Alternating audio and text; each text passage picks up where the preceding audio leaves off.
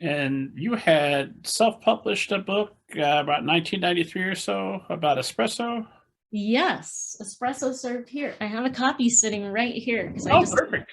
yeah, I still have a box of them in my closet. So yeah, so this is Linda Latte, and she's in a cup of a latte here with the Space Needle because it was Seattle based where I was living, and espresso was just booming at the time, and it was everywhere. So there's a picture in here of, let me see if I can find it.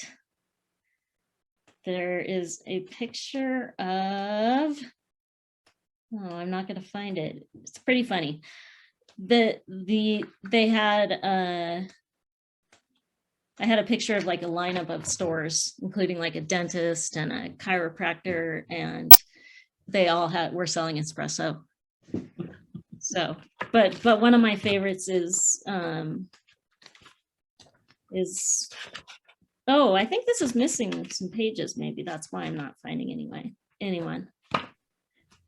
So I'm missing my favorite page, but this one's pretty funny. This says this will do beans to crema in 35 seconds flat, and it's the midlife crisis machine. So I worked on this with my friend Michelle, who is also Jill in the Rizzle Run Club. So she came up with the great lines like the midlife crisis machine, and I drew the pictures. So yeah, that was pretty fun, and definitely, you know, a completely different experience than self-publishing now. But anyway, I just learned a ton by doing it. So people often ask me now if they should do it, and I just tell them, even though it's easier now, you're still going to be a publisher. You're still paying for everything, you're advertising it, you're doing every step of the work that the publisher does.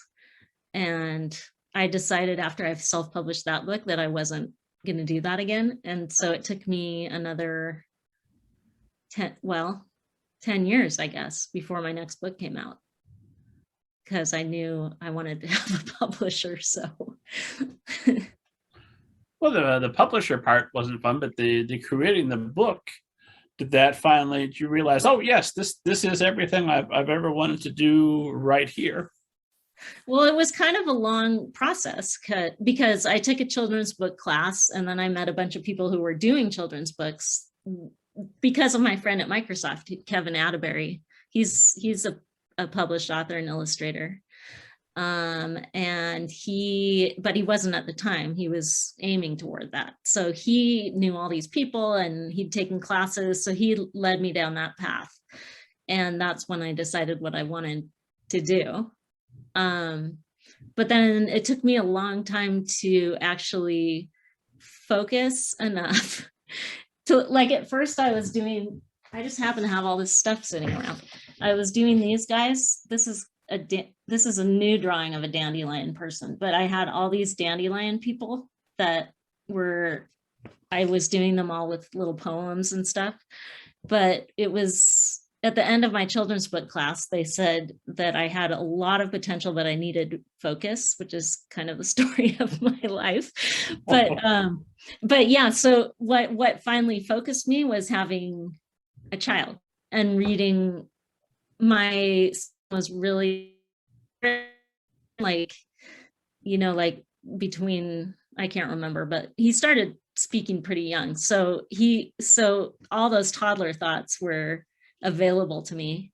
And I was reading to him all the books for toddlers. And that's when I came up with Yummy Yucky and simplified my style to be really bright and bold lines. Like I was reading and then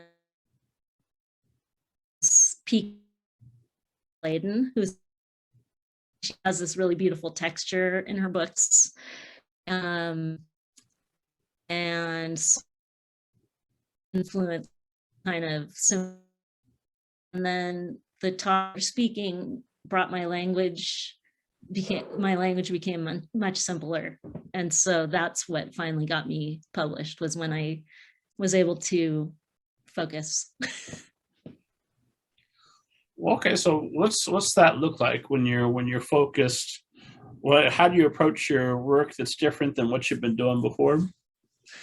Well, the whole time I'd been kind of playing with different styles and everything, different styles of artwork, and I'd still been practicing writing different kinds of books.